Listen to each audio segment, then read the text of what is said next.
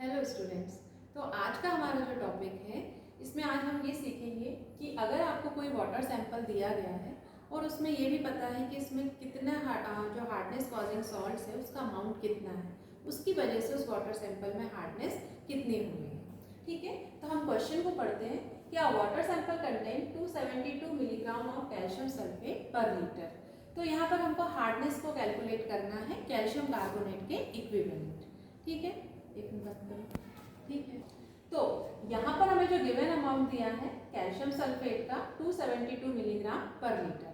यहाँ पे हमें ये क्लियर हो गया कि जो आपके पास में वाटर सैंपल है उस वाटर सैंपल में 270 मिलीग्राम जो है कैल्शियम सल्फेट प्रेजेंट है। अब हम इसको कैल्शियम कार्बोनेट के इक्विवेलेंट निकाल रहे हैं।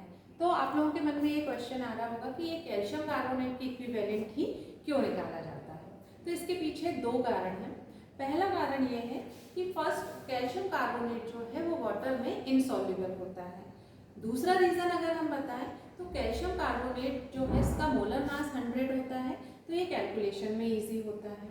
तो यहाँ पर आपको जो भी वाटर हार्डनेस है उसे हम कैल्शियम कार्बोनेट इक्विवेलेंट के टर्म्स में ही डिटरमाइन करते हैं।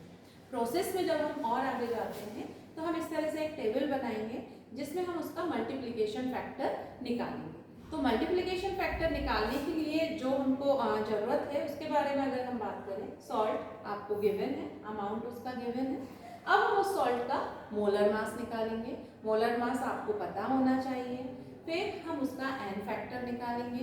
एन फैक्टर के बारे में हम जानते हैं जैसे कि हमें जो सॉल्ट दिया गया है इसमें कैल्शियम आयन प्रेजेंट है, सल्फेट आयन प्रेजेंट है। अगर हम कैल्शियम आयन और सल्फेट आयन की बात करें तो इन दोनों की वैलेंसी 2 है, या हम इसकी एसिडिटी या बेसिसिटी की बात करते हैं तो वो भी कितना है, 2 है। तो ये जो 2 है ये उसका एन फैक्टर कहलाता है। ठीक है, अब हम आते हैं मल्टीप्लिकेशन फैक्टर पे। मल्टीप्लिकेशन फैक्टर का जो फॉर्मूला होता है वो होता है 100/2 इंटू केमिकल इक्विवेलेंट। तो यहाँ पर हमें पहले इसका मोलर मास कैसे निकालते हैं वो पता होना चाहिए, एंड देन केमिकल इक्विवेलेंट कैसे निकालते हैं ये पता होना चाहिए। तो हम सबसे पहले बात कर रहे हैं CaSO4 के मोलर मास की। तो जैसा कि हम जानते हैं CaSO4 का मोलर मास जब निकालेंगे तो कैल्शियम का मॉलिक्यूलर वेट हमको पता होना चाहिए। तो कैल्शियम का मॉलिक्यूलर वेट होता है 40। सेकेंड इसमें सल्फर, सल्फर का मॉलिक्यूलर वेट होता है 32। एंड थर्ड है ऑक्सीजन, एंड ऑक्सीजन का मॉलिक्यूलर वेट होता है 16। हम देख पा रहे हैं यहाँ पे कि ऑक्सीजन के 4 एटम्स प्रेजेंट हैं, तो दैट इज 16 इंटू 4। अगर हम इसको पूरा सॉल्व करते हैं तो आता है 136, जो कि हमने यहाँ पर लिखा हुआ है। तो इस मेथड से हम जो भी सॉल्ट्स हैं उसका मोलर मास निकाल सकते हैं। वैलेंसी हमने निकाल ली है।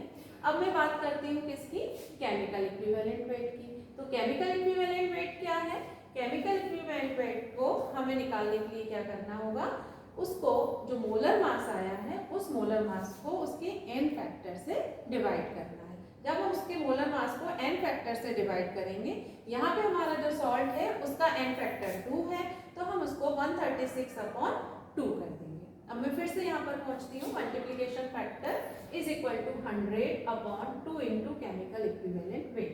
ठीक है, हमने वैल्यू रखी 100/2 इंटू 136 कैल्शियम सल्फेट का मोलर मास एंड अपॉन 2 उसका एन फैक्टर। ठीक है, तो ये हमारा आ गया जो 100/136, यहाँ पर इसका मल्टीप्लिकेशन फैक्टर आ गया। देन अब हमको इसकी हार्डनेस डिटरमाइन करनी है। हार्डनेस डिटरमाइन करने का जो हमारा फॉर्मूला है वो है calcium carbonate hardness equivalent to calcium carbonate is equal to amount, मतलब जो भी आपका हार्डनेस प्रोड्यूसिंग सॉल्ट्स है वो कितने अमाउंट में प्रेजेंट है इनटू मल्टीप्लिकेशन फैक्टर। ठीक है, तो हमें अमाउंट कितना दिया गया है 272 जो कि गिवन है, एंड 272 लिखा है। मल्टीप्लिकेशन फैक्टर हमारा कितना है 100/136 जो कि हमने यहाँ पर निकाला था। इसको जब हम कैलकुलेट कर रहे हैं तो ये वैल्यू आ रही है 200। इस 200 को हम जो आपका यहाँ पर यूनिट आप लिखेंगे ये हो गया मिलीग्राम पर लीटर। यहाँ पर हम निकाल पा रहे हैं कि अगर वाटर सैंपल में 272 मिलीग्राम कैल्शियम सल्फेट प्रेजेंट है तो उसकी वजह से उस वाटर सैंपल की हार्डनेस कितनी हुई, तो ये हमने हार्डनेस निकाली 200 मिलीग्राम पर litre calcium carbonate CaCO3 equivalent. ये पूरा इसका सॉल्यूशन है। ये मल्टीप्लिकेशन फैक्टर कैसे निकालते हैं यहाँ पे दिया ही गया है। तो मुझे लगता है कि आप लोगों को ये समझ में आया होगा और काफ़ी इजी न्यूमेरिकल है। इसके आगे के न्यूमेरिकल के लिए मैं नेक्स्ट वीडियो बनाऊंगी।